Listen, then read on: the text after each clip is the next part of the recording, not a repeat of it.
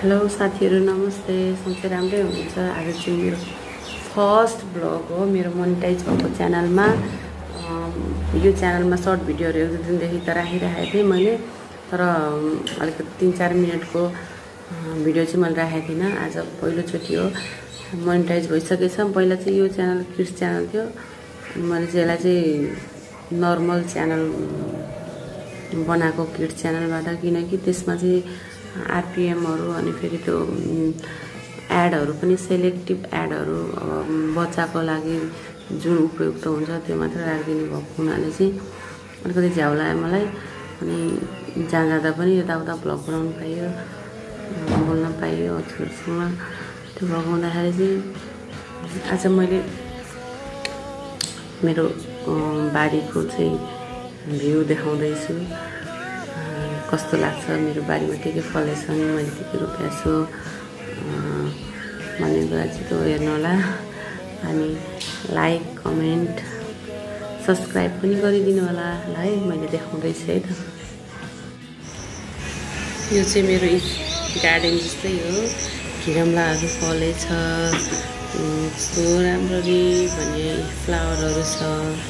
यतिखेर पनि यस्तो फ्लावरहरू फुल्ने रहेछ, कस्तो राम्रो के हरियो भएको छ, देख्दै रहर लाग्दो। अब घिरमलाहरू जतिखेर पनि टिप्न नभ्याइ नि, त्यही भएर छिप्पिएर कति धेरै फलेको रहेछ। आज हेर्दा त म त अचम्मै पऱ्यो नि हो, कस्तो राम्रो यहाँको फुल पनि कति राम्रो छ। यो सानो सानो कस्तो मालती कलरको फुलको नाम चाहिँ थाहा भएन, के राम्रो छ। यो फुल चाहिँ आजभोलि पनि फुल्दो रहेछ कि कस्तो रहर लाग्दो। त्यतिखेर रोप्दिँदा पनि यसरी फुल्ने, कस्तो राम्रो फुलेको। अर्को फुल छ यहाँ, अर्को छ। यो चाहिँ बाह्रै मास फुल्ने घन्टी फुल हो। कस्तो राम्रो फुल्छ भने जहिले पनि फुलेको 30-40 वटा त फुल्छ होला दिनमा, बाह्रै मास। एक दिन पनि फुल फुल्नु जानु पर्दैन पूजा गर्नु। घिरमला झुन्डेछन् घिरमलाहरू, कस्तो राम्रो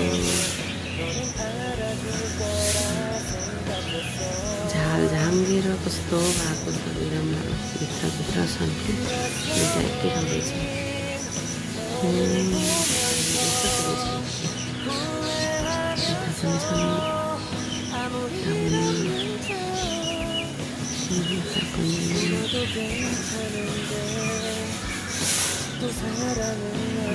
नेउराको बोटो पनि छ, अलिकति ठाउँ छ त्यसमा पनि लगाइदिएको कि मेवा घिरमला। अनि अर्को पनि देखाउँछु, मैले अर्को कुरा पनि देखाउँछु।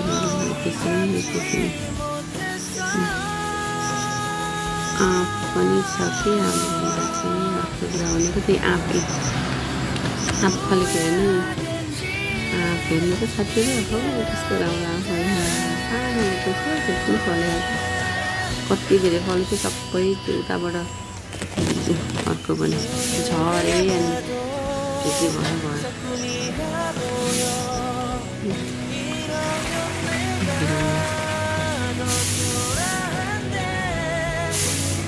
बाहिरबाट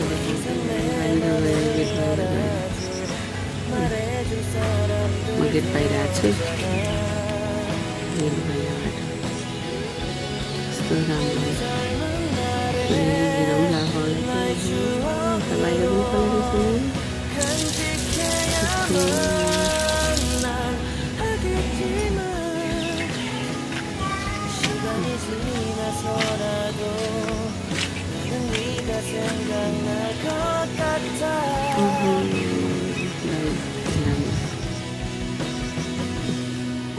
घिरमला कति फलेको घिरमला साथीहरू।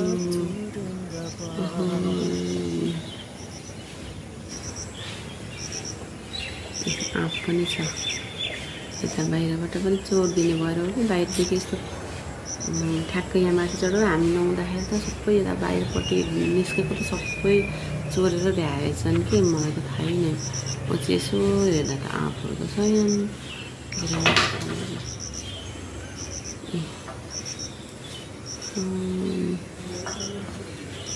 त्यही हो अर्को देख्नुभयो साथीहरू यस्तो रोपेछु मैले। अनि सानो थोरै जग्गामा पनि हुँदो रहेछ। मैले चाहिँ त्यो चप्पल राखिदिएको के उल्टो बनाएर।